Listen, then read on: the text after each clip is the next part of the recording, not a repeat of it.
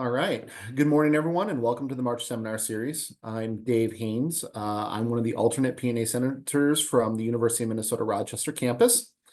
It looks like people are still filing in, but it looks like we're going to have a really strong turnout for the seminar, so that's absolutely fantastic. And we would also like to thank everyone who shared questions in advance.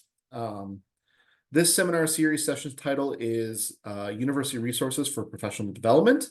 And we have 4 speakers today.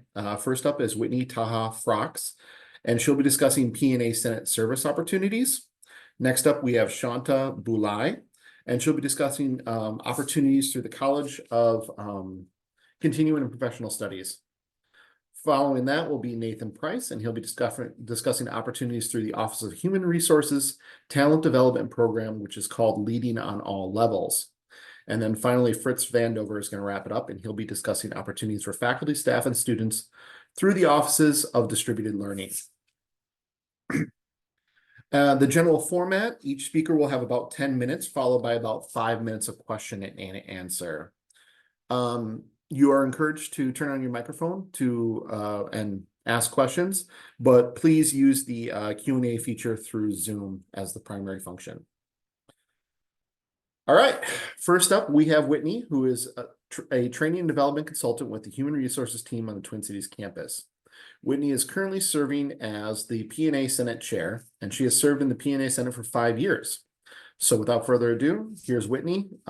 Welcome, and thank you for presenting. Awesome, thank you so much. All right, I'm just gonna progress real quick. All right, so I am currently serving as the chair of the P&A Senate, and that also means I'm the chair of our leadership team, which is the P&A Consultative Committee, and end up serving also on other consultative committees, the Senate Consultative Committee as well. This is my 5th year being involved in the P&A Senate. And I wanted to get involved in the P&A Senate initially just to kind of learn about the university. I didn't come into the university from higher ed, and so really was interested and curious about how does it work? How does a university work? What else is going on? And so that's one of the initial reasons why I decided to get involved. And so over the past 5 years, I would say I have recognized and can identify more than what you see here on the screen, but these are some very specific ways that I've seen myself develop or I've seen others develop through P&A Senate membership. So I mentioned already expanding your understanding of the university mission, organization, how the budgets work, what are some normal practices across the university. Meeting and networking with individuals outside your unit. I would say this is something that you really have to be intentional about now, but it is something that you can do within the Senate structure.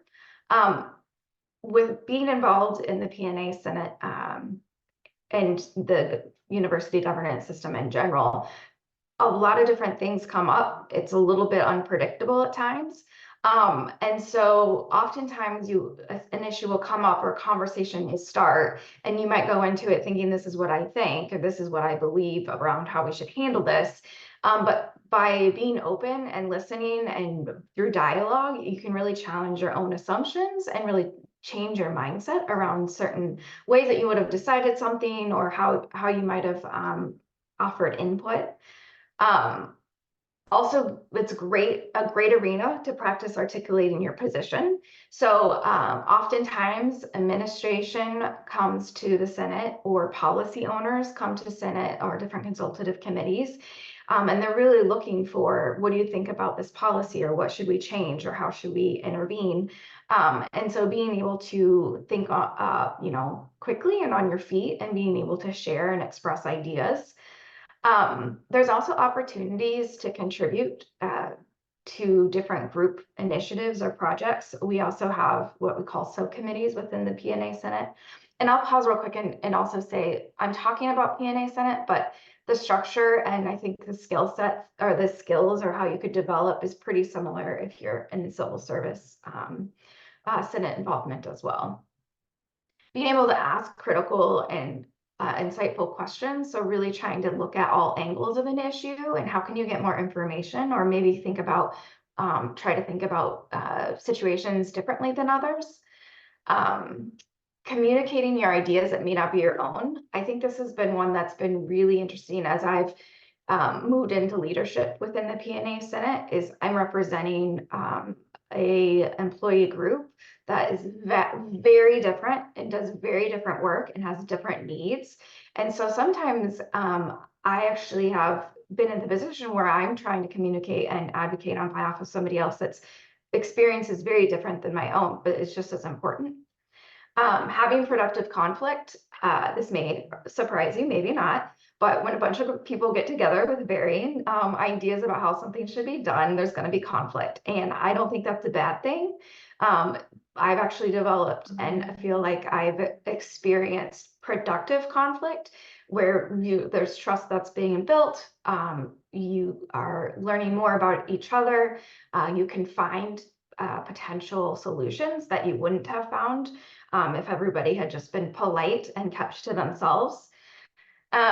And then I mentioned already contributing to group projects, but I see there's also great opportunities within the Senate structure to lead, whether it's a smaller project or a smaller initiative or a subcommittee. So if you're somebody who's wanting to stretch in your leadership capacity and like I can do this, I can lead this group, but may not have that in your current role, this is leadership within P&A Senate is a great way to develop those skills.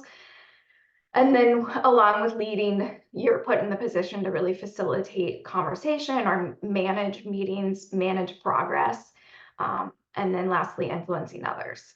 So I just went through that real fast. What I'm going to do next is talk about the different ways that somebody can be involved in the P&A Senate with the different outlets, and then highlight how those different options help develop these skills. All right, so I am attempting to click. Okay, we did it. It just is super delayed, FYI, to the rest of the presenters. So P&A Senate, that is the Senate body that represents all P&A employees. It's part of the shared governance structure here at the U. So there's 4 senates: faculty, students, civil service, and then P&A.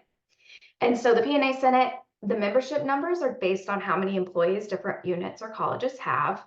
And the typical commitment is a 3-year term. And so there's spring elections every year.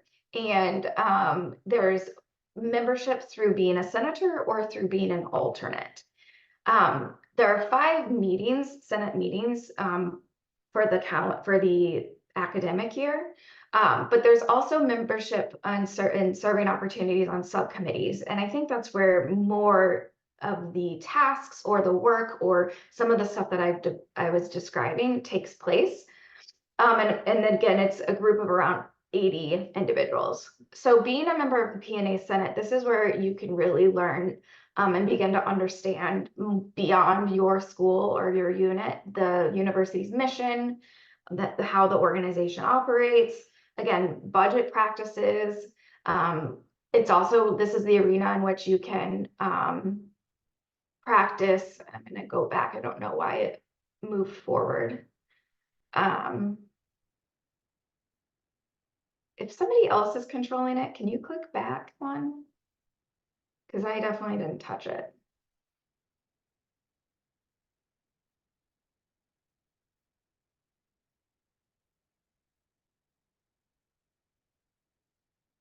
Okay. So challenging your own assumptions, I mentioned that earlier. There's different speakers or different individuals that come to the P&A Senate, or it's an opportunity to discuss what's most important around certain issues too. And then asking critical and insightful questions. I think the best work when we have speakers or policy owners or leaders within the university coming to the P&A Senate meetings, I think the best, and when we're at our best, is when members are asking really good questions of those individuals that are there. It's an opportunity to really learn from each other and get to the heart of an issue that you might not otherwise. All right.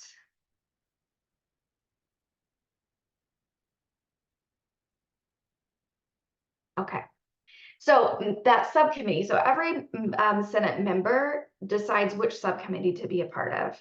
And so subcommittees meet monthly, and there on the left side is the four sub benefits and compensation, communications, outreach, and professional development and enrichment. And Nick's dropped the link there for everyone in the chat as well to see the webpage that's dedicated to the subcommittees. And you can also link to each of those.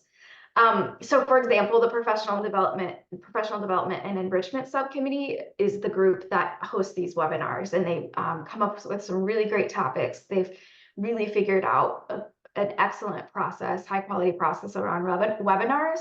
And so it's super accessible. I'll say when I first started in Senate, these webinars or events were often hybrid or in person.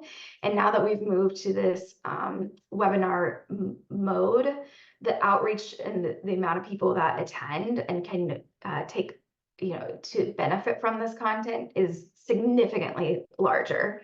And then there's the benefits and compensation, and arguably is the most, I would say, popular of the subcommittees.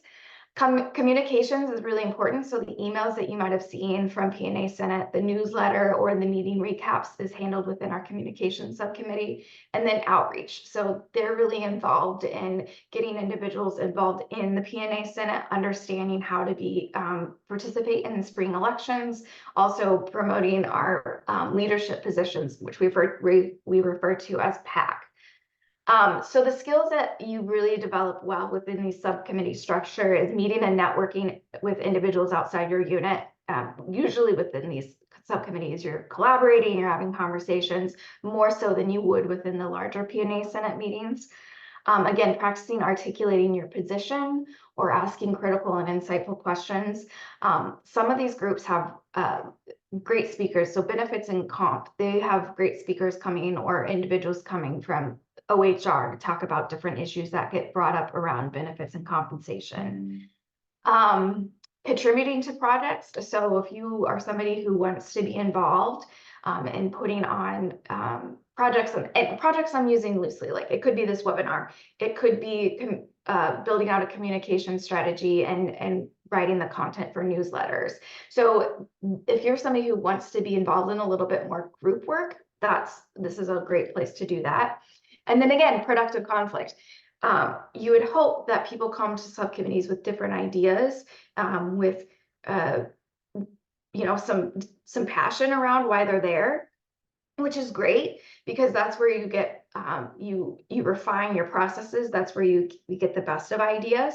And so having good, strong involvement within committees, you should expect that there's going to be some conflict as well. So the chairs of those, the chair or co-chair of those subcommittees, and then the chair and the chair-elect of the P&A Senate make up what we call PAC. And so, again, this meets monthly, and I have the list of the subcommittees there on the left because this is the chairs of these subcommittees make up PAC.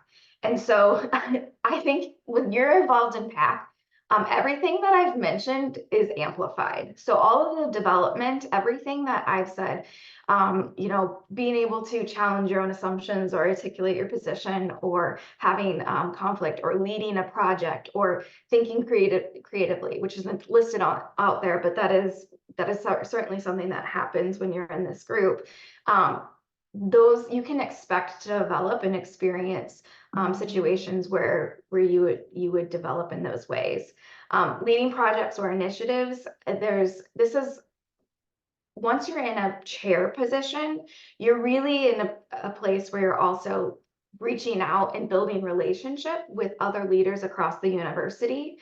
So benefits and comp, I mentioned them earlier, they've got speakers coming from OHR.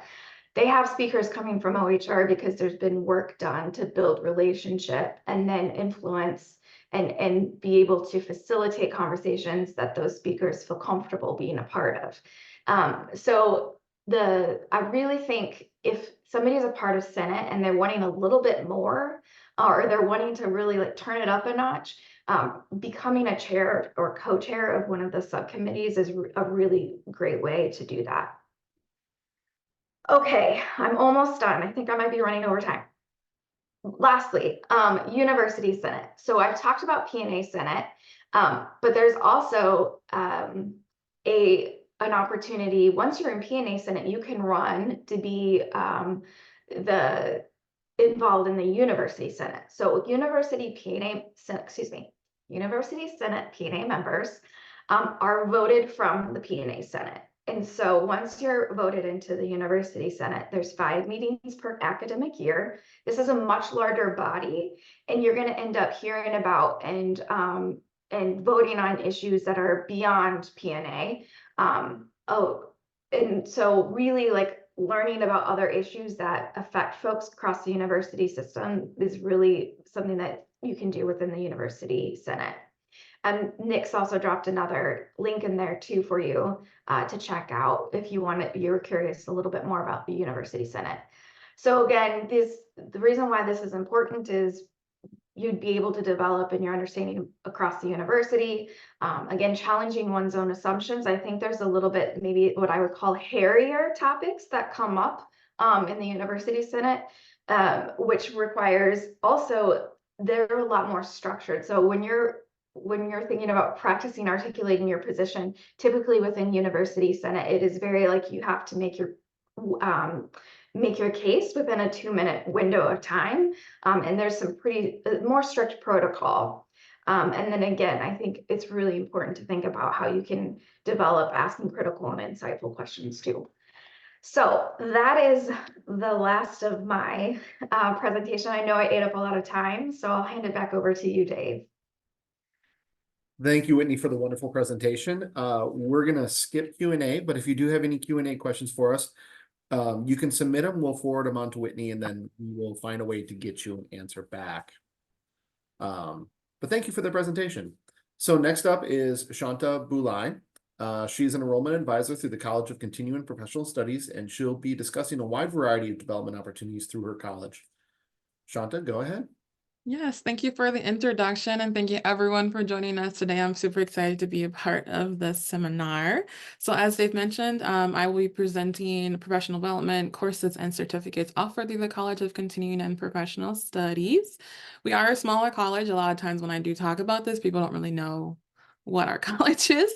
So we do offer also undergraduate, but a large portion of our audience is going to be non-traditional students. But I will be speaking on those who are seeking career advancements in our certificates and courses.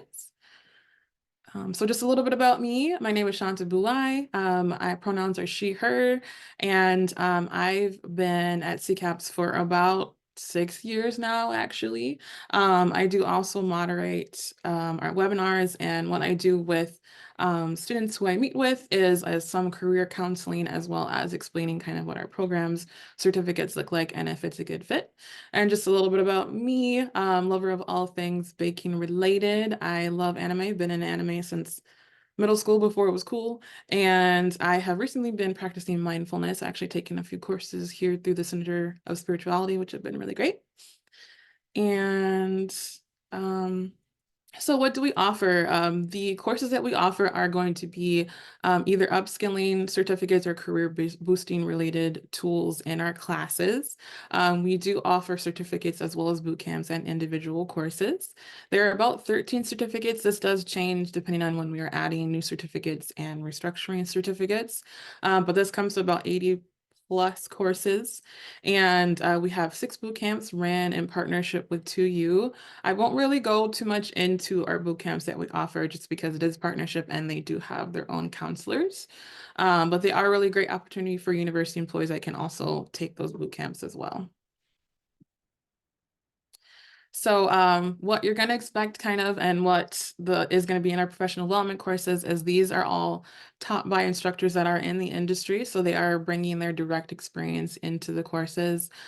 We do also want to make sure that skills employers are looking for are being presented in our courses. So we do kind of keep in mind on what the environment looks like employee-wise as well as position-wise.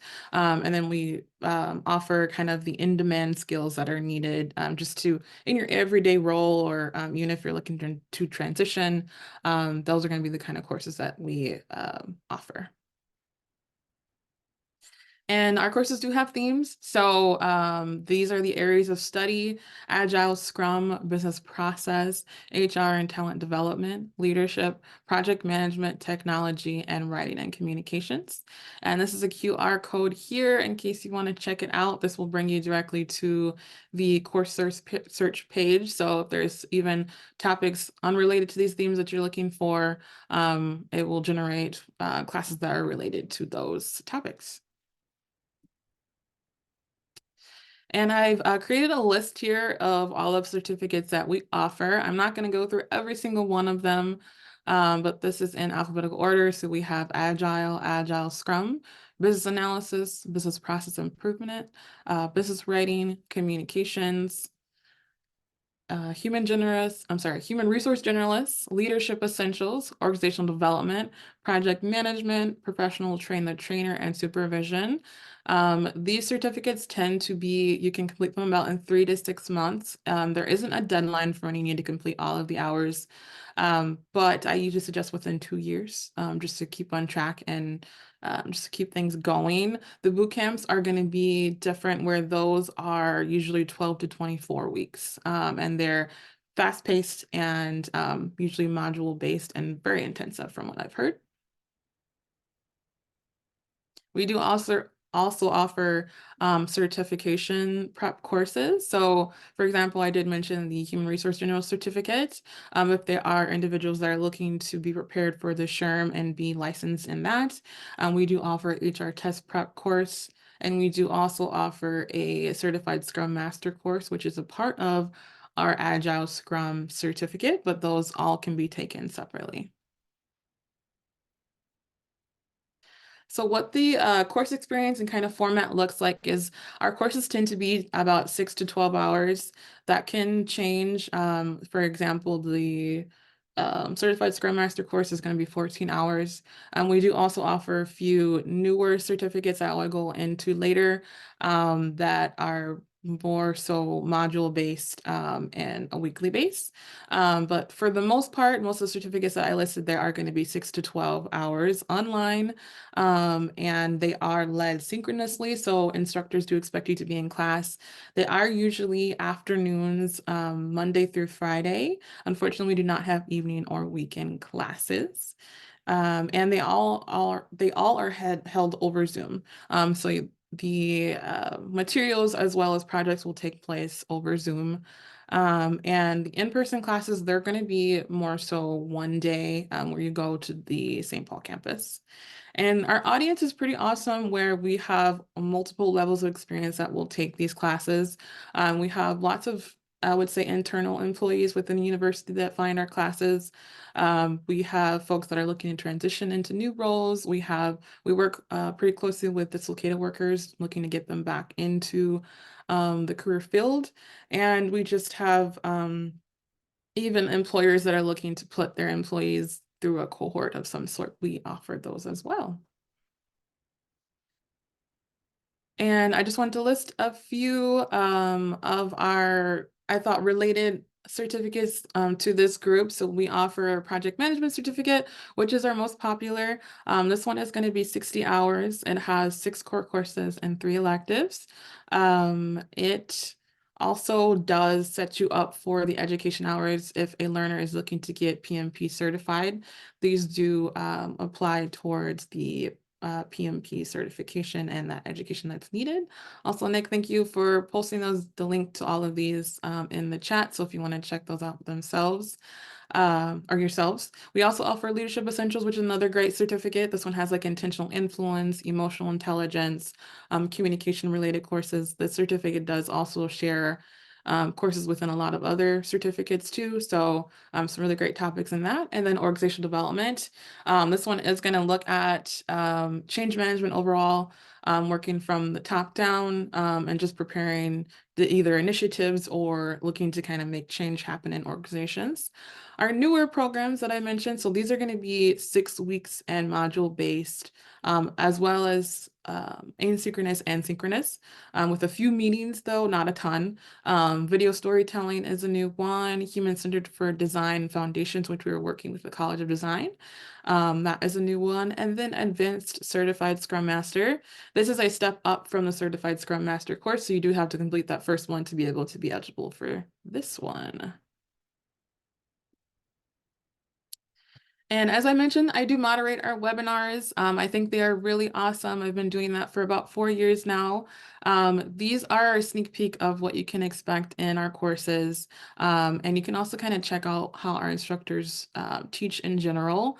They are free and they are interactive. So we have a lot of great questions that come in, a lot of discussion questions. That is a photo I have there of our most recent. They are series based. Our last one was leadership related. And I want to say we had about 3,000 or so that had registered for that. So they have some really great topics in there. And for university employees, you do get well-being points for attending or viewing those. They're also recorded. That QR code there is going to be a link to our archive. So if you want to check that out, feel free to do so. So I'm getting closer to the end. So just a little bit about the discounts. For university employees, you do get a 50% discount on our courses. There are some inclusions that I've listed there, but it's pretty great overall. Unfortunately, the Regent Scholarship Certificate does not apply to these non-credit courses. But 50% is pretty good. And as far as the enrollment go, if you do want to use the employee discount, you would register for courses individually, and in the cart, that is where you can kind of hit the apply the 50% discount, and you can complete the full certificate. You can complete as many as you'd like. There isn't a limit on that. We do have quite a lot of university employees that will come back and take more courses with this discount. I also did list the registration information in case you have either employer funds that you'll be using for this, and they can get you all set and enrolled for those. And now I'll move on to questions. So our college information is listed there. I'm also available for Zoom meetings if you have questions or want to talk about kind of what you're looking for personally or for yourself. I'm happy to do so, and I will leave it open for questions if you have any. Thank you so much for that wonderful presentation. So there's been a couple questions, but you addressed many of them because they were about costs for university employees, Regent scholarships, all that. Do you ever foresee any changes being made in the future for the Regent scholarships being able to be used for these programs? That's a good question. I know for the most part, the Regent Scholarship, you have to be a part of a degree program and be in classes where it's a longer commitment or semester based. So usually that kind of comes into effect with financial aid as well, which do not apply to these. I don't think that is going to be a consideration, unfortunately. But we have been adding well, I guess that's not really for employees. I was gonna say we have been getting more scholarship funds for others that are looking to take our classes, but yes. Cool. If I would have known you had experience leading webinars, you should have been doing what I'm doing right now. You're doing a great job. It's phenomenal. Anything else you'd like to share? You got about a minute left. I don't, unless there's any other questions. I wanted to go a little bit more quicker, so sorry if I went too quickly for everyone. Great. Okay. Sorry, I lost my train of thought for just a second there. If there's any further questions, feel free to submit them to us and we can get them forward to Shanta. Thank you. There was also a question about if this slide deck and recording will be available, and we'll have more information on that at the end of the meeting, and we'll forward that to you guys. All right, so next up is Nathan Price. Nathan is a consultant in organization and leadership development through the Office of Human Resources, and he broadly works with developing leadership skills in a wide range of employee groups. And so without further ado, it's all yours, Nathan. Thank you, Dave, for that introduction. Hello, everyone. My name is Nathan Price, talent strategy consultant that focuses on leadership development within the Talent Strategy Center for Expertise, housed under the Office of Human Resource. So I am excited to be here to talk about our program that we offer, Lead on All Levels cohort. So I'm going to dive into it. So looking at the objectives of Lead on All Levels cohort, individual contributors explore leadership competencies, leadership roles, including those beyond supervisory leadership, increase self-awareness, and also developing an individual leadership development plan alongside of other peers who can support and foster growth, connection, and engagement. So what we say is individual contributors at the university can make big contributions to our mission and can have tremendous amount of influence on those around. So within our program, as you can see on the right, we have a leadership competency that is woven into the program, the entire program overall. So under that, we also have the topics covered in previous cohorts. We say that because we actually are very involved in looking at key topics and research trends within leadership development. So these may change, but overall we have presented on social identities, job crafting, sculpting, influence and systems, and so much more.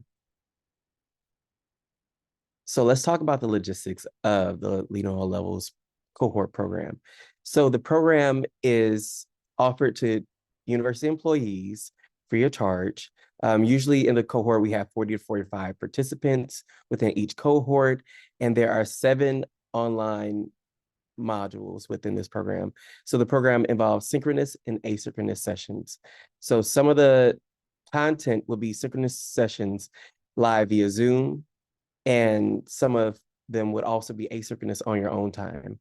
We understand that you may not be able to attend all the sessions, so missing one is okay.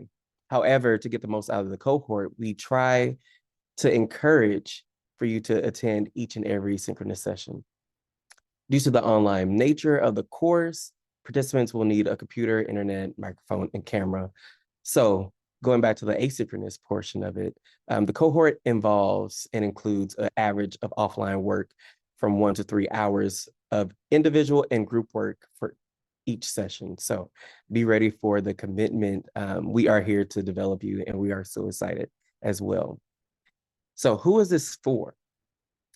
So within this, Lead on All Levels is intended for individual contributors on all system campuses who are not supervisors, who are interested in discovering how to develop and use their leadership skills to advance their careers at the university. So within this, this is offered to faculty and staff. Those are not supervisors. Just want to clarify that we do have other programs such as supervisory development that on the team, they do a phenomenal job of bringing evidence-based practices to supervisors so they can understand their competencies in the way that they navigate as well. But within this includes professional and administrative P&A, faculty, civil service, union representative, etc. So we would love to see you in the program. So looking at the program benefits, Leading on All Levels program can help you develop your leadership within the university's leadership competency model. This program will also equip you to better navigate your leadership journey at the university. So within this, you do receive a personal development assessment, which is our Hogan Leader Focus, which explores 7 different leader focuses of how you interact within those that you lead. Explore other forms of leadership beyond formal supervision, such as leading within teams, leading projects, so many other things. Professional networking across the university. So like I said beforehand, this is offered across all the systems. So you are able to network, also build great connections through this program. So that is one thing that we love to foster. Building awareness of your strengths and opportunities for growth. And this is a highly interactive cohort with group projects and presentations. And finally, we are able to give you an individual development plan so you can continue the work after the cohort as well. We deliver a lot of the sessions, but also we believe that your leadership trajectory is upon you. So we want to give you the tools that you can have so you can thrive within your leadership development. So how do you get involved? We're going to put in a link pretty soon on the website, which will have our interested list. The next cohort is being planned for the following year. So sign up on our interested list to receive notification of the next cohort. So if you have any questions from this presentation, please reach out to us at ltd@umn.edu. If you have any questions for application or for learning a little bit more about our program. And I think that I rushed through this a little bit too. So are there any questions that you may be having for me at this moment? Thank you for the wonderful presentation, Nathan.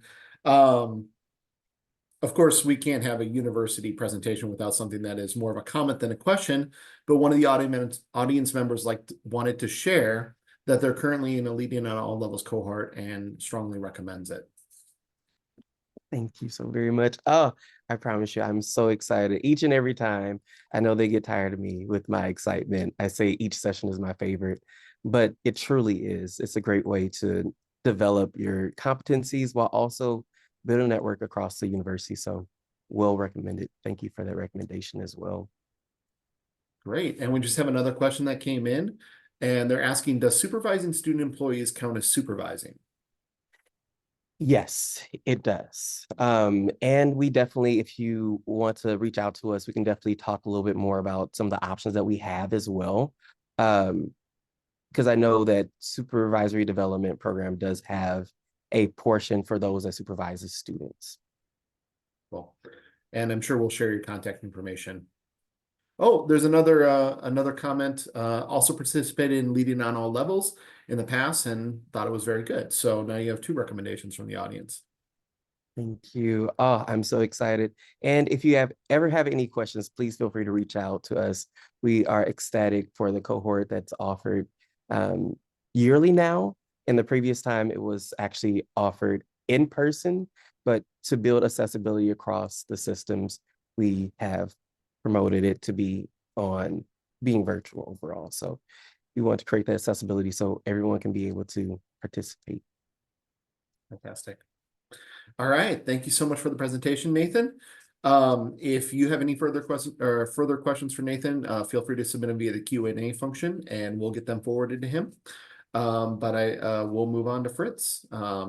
So next up is Fritz Vandover, who is a program analyst for the Office of Distributed Learning. He manages the university's relationship with Coursera as part of his role, and he'll be discussing opportunities available to members of the university community available through the Offices of Distributed Learning. Go ahead, Fritz.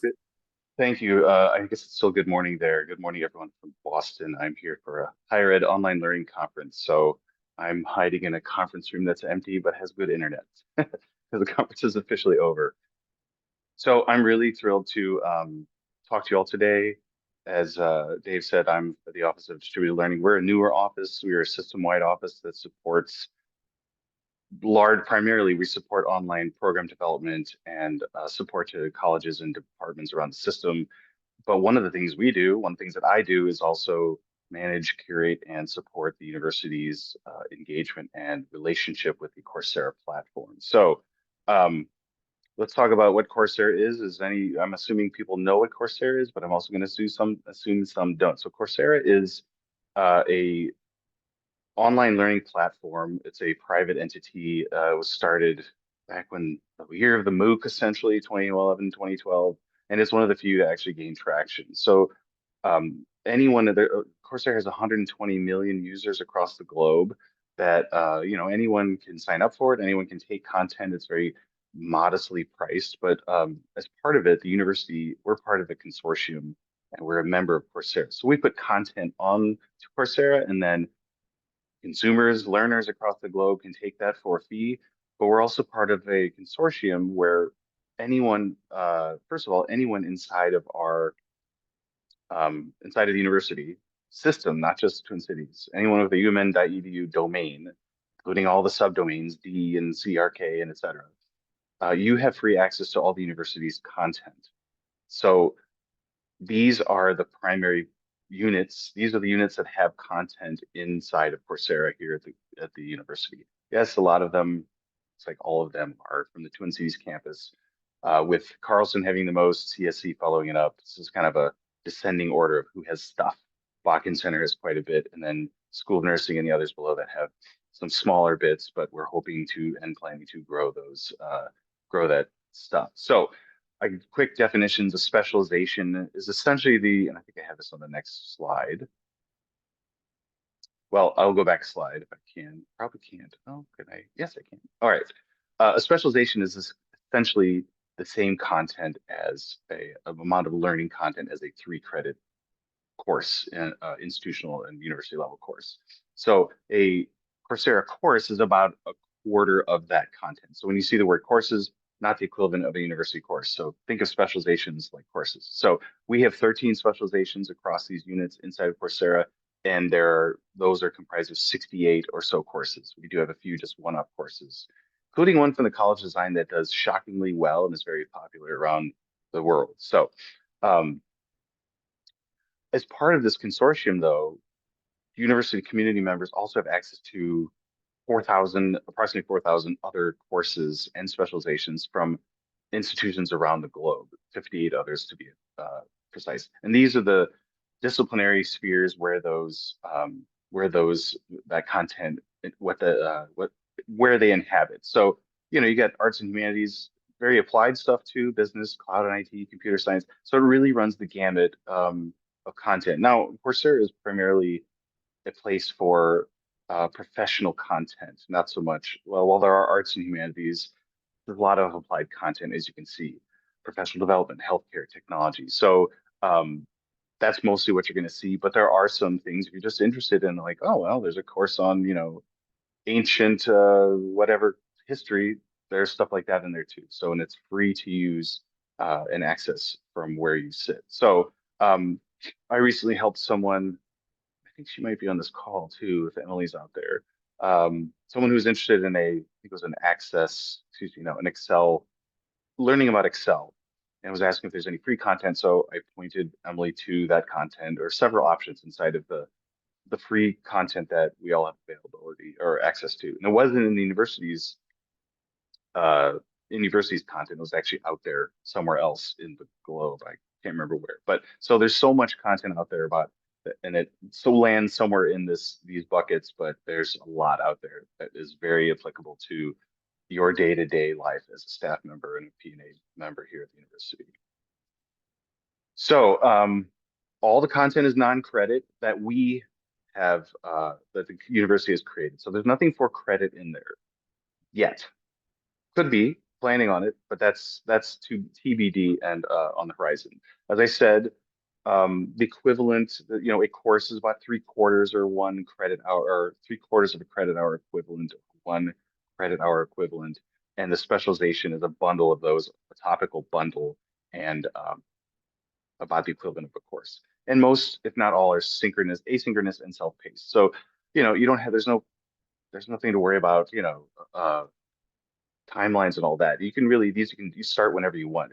And I'll show you when you go into one, it says, enroll, but it starts today. Usually that's what they say. It starts as soon as today. So, and if, for those of you who are in Canvas at all in coursework or have used it for other kinds of functions at the university and are familiar with it, the Coursera platform is basically a very lean learning management system. It's a very lean version of Canvas. So there's not bells and whistles. It's got a few bells and a couple whistles. Mostly it's video content. It's readings or other kinds of learning content, videos, etc. Links out to other things. And then it's very basic assessments.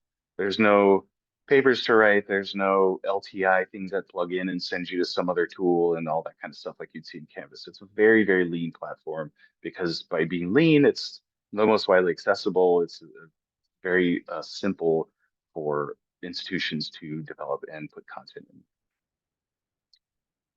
Let's see here. Okay, now we get to the good part. How do you access the content? So there's a link here, and I believe someone is going to post it. Nick, I believe, is going to post it in the chat.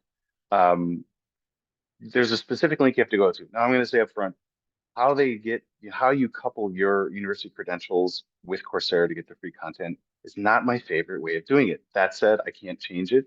So I've tried to describe it as best as possible in this document, and I'm going to show you some images of that too on the next slide. So essentially what you do is you go to this link, and where people get tripped up is they try to like click the login with Google stuff. No, when you go to this link, you're going to see, I think it's on the next slide. I've just used words here instead of images. There's a login with University of Minnesota. That's what you want to click once you go to that link. You may have already have a Coursera account, and that's okay. Go to that link anyway and log in with the credential, or click that link, because what it's going to do is when you log in with University of Minnesota, it's going to take you to the U of M login page that we all know and love that then triggers, why am I blanking on it? The verification tool. It's going to trigger that. But here's what's weird and what I'm not crazy about is that once you log in and you confirm your credentials, it's actually going to take you back to the Coursera page to create an account. And this is where if you already have an account, you could use that too and log in. But if you don't have a Coursera account, what I recommend is use your university email as your username, but do not use your University of Minnesota password just for the sake of security. But you can use your university email as your username just to make it easy to remember. So you will create an account in Coursera after you verify your University of Minnesota credentials. So that's how you hook into this free content. Now, once you have done that, and if you I've had people have issues, students, because students use this content, faculty. If you have an issue, just email me. Like I said, I'm the main manager of the Coursera relationship for the university. Just get in touch with me and I can help figure it out. Often it's very simple. Sometimes it's not, and I have to reach out to Coursera to get it figured. Once you're in, what you're going to see is, and I hope you can see maybe you can see my cursor. There's this little dial pad thing in the top of the left. You will see the university logo, the big M, the maroon M, and you will see if you click the sub menu, that dial pad looking icon, you're going to see these two options. Coursera for Minnesota Consortium, that's all the global content we're the consortium we're part of, and then Coursera for Minnesota, which just filters it down to the Coursera content that the university is creating. So then once you click one of those, that allows you to then use the search toolbar up there to search the content. It will, if you click one of them, it will list it all. But if you're looking for something specific by topic, by name, then you can use the search bar. But if you just click them, and this is a screen capture, you're going to see this is I believe this is the consortium. So you can see you can filter all sorts of things. I just want to see courses. If I were able to scroll down, if I were able to scroll down, you'd see specializations on the left here, the duration, and then there's other filters you can use. You can filter by institution, where it comes from. But then again, the search tool is going to be the most powerful. Spreadsheet, or if you search for, data science, you name it, there's powerful ways to search. But as you can see, this is a search I did for the word spreadsheet, and I had no filters, but I had 1,800 results. So there's a lot in there. So I certainly recommend that you take advantage of it. Now, I've been asked this question even at this conference. Does this lead to anything? I already mentioned it's non-credit, but does it lead to anything? No, but it's certainly, you'll get a certificate at the end, and you can, keep going. If you're in a specialization, you can take all the courses in there. You can take as much of the stuff as you want. There's no limit to it. So, get after it, enjoy it, dig into it. And if you need help getting into it and really leveraging it for either yourself or maybe your team, just let me know. Now, because if you work with students or other members of the community, the university community, you can put this in things like you can link directly to them. And if and when they set up their University of Minnesota Coursera credentials, then they can take it too. So faculty use pieces or whole courses inside of their courses, videos. So you can leverage it in other places, not for yourself, but certainly for others, that your colleagues and others. So that's largely what I have.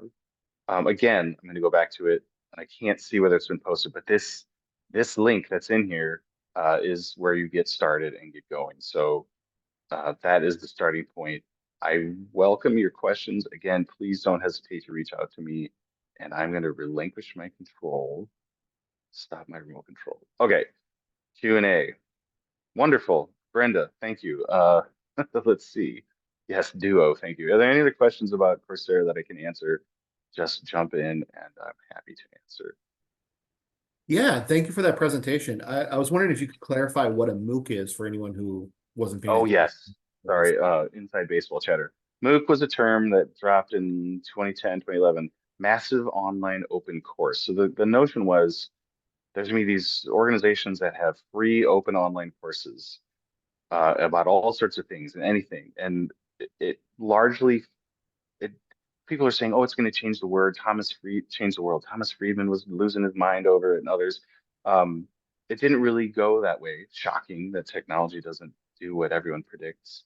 But it did. There were organizations, Coursera's one, edX you may have heard of. That's another one that did really scale up. Udemy is another one if you've heard of them. So that are nominally priced. They're not free if you're a general consumer learner out there. They're nominally priced. Coursera is now on a, like everything else, a plus model. Disney Plus, Apple Plus. Mm. Coursera Plus is you pay you pay, I can't remember what it is, less than $100 a month, $50 a month, and it's a buffet, all you can eat of all their content. So that's the idea. It never really, like I said, never took off, but there are some things that have gone well. In the university, we have a really great experience in there. We're growing content. It's been a really good thing for us. Well, we do have a question from the audience. Someone is asking if Coursera is under a certain contract period. That's a very fair question, considering other things like you're probably remembering LinkedIn Learning, how we all had access and then it shifted. So no, we do not have a firm contract end date. And I'm the one who administers that contract. It's very open-ended. I don't see a sunset on the horizon. So I wouldn't worry about that no need to worry until it's time to worry. But yeah, there's no sunset built into our contract. Awesome. I see a Thank you. question here. How does one get back to the UMN option after logging in with Google? Um, it will I can't replicate the experience because I already have my account. Otherwise, I would. But you can, once you confirm your university credentials, it's going to drive you to the Coursera account creation page. So it will drive you directly there after you confirm your university credentials. And I hope that answers your question. But don't click the login with Google button. That is a red herring. Awesome. Well, thank you very much for that. As an instructor, I never considered using like a Coursera course because I teach biology, but our students end up using Excel and they don't have the skills coming in. So that actually might be a useful function that I could use. So thank you for Yeah, there that. might be a data science specialization where you can pluck either whole pieces or something out of there. Yeah, there's an increasing amount of that kind of data analytics and applied data science content in there. Cool. I'll have to check that out. All right. And as previously, if you have any further questions that we didn't get a chance to address, feel free to email the speaker directly or send them to us and we'll get them forwarded. But I think that's all the time we have for question and answer. All right. We'd like to thank everyone for attending our seminars. That wraps up the March seminar series. I'd like to thank all the speakers for their time and the audience for their wonderful participation and questions. Following the meeting, we will make the slides and recording links available soon on the P&A Senate website. Finally, there's a post-seminar evaluation we'd love for you to fill out to help improve our future seminars. And without any further ado, thank you so much and have a wonderful day.